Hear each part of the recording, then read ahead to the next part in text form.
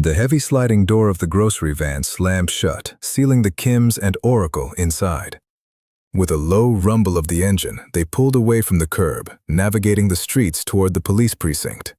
Miles away, Tech was systematically cataloging every piece of technology within a 3-block radius: the flickering security monitors, the electronic gate locks, and the precise patrol routes of every guard pacing the perimeter of the jail. The 4 of them found themselves processed and waiting in the dim chill of the holding cells. Yet, the atmosphere was entirely wrong for a jailbreak in progress. Behind the booking desk, the desk sergeant stared blankly at his monitor, scratching his head. The precinct's entire network was acting possessed. The computers remained obstinately online, but they displayed only a carefully curated, perfectly normal loop of information, exactly what Tech permitted them to see. Further down the hall, a strange, infectious energy was rippling through the cells.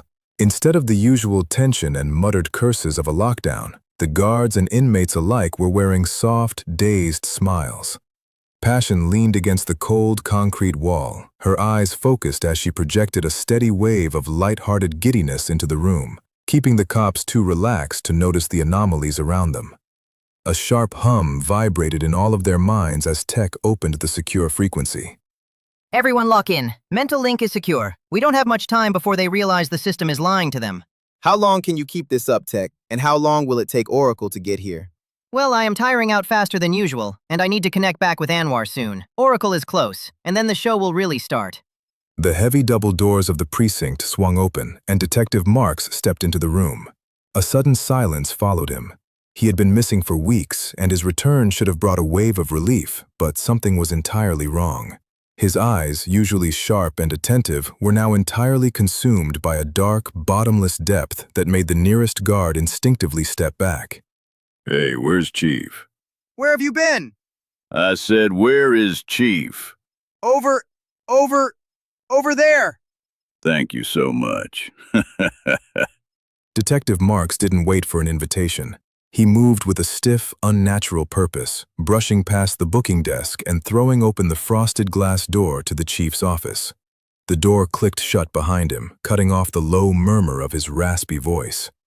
Outside, parked just a block away from the precinct's side exit, the grocery van's hazard lights blinked rhythmically against the pavement.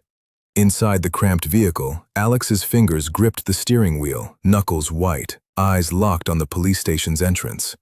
A sharp hum vibrated in their minds as Oracle and Tech synchronized the final stages of the plan through the telepathic link.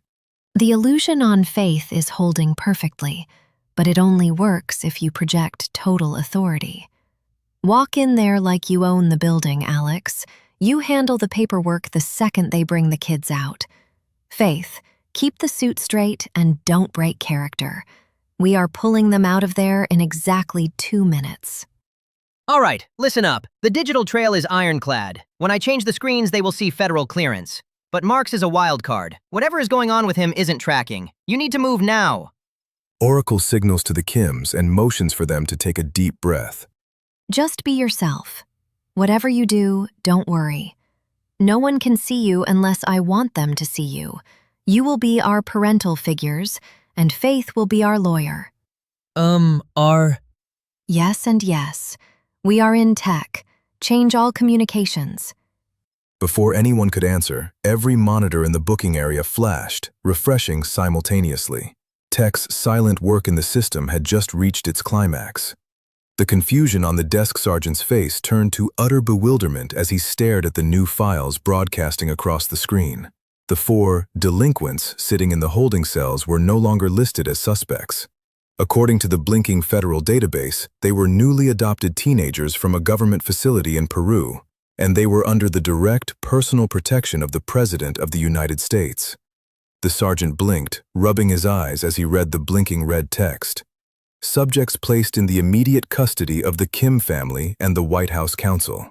Find out what happens next.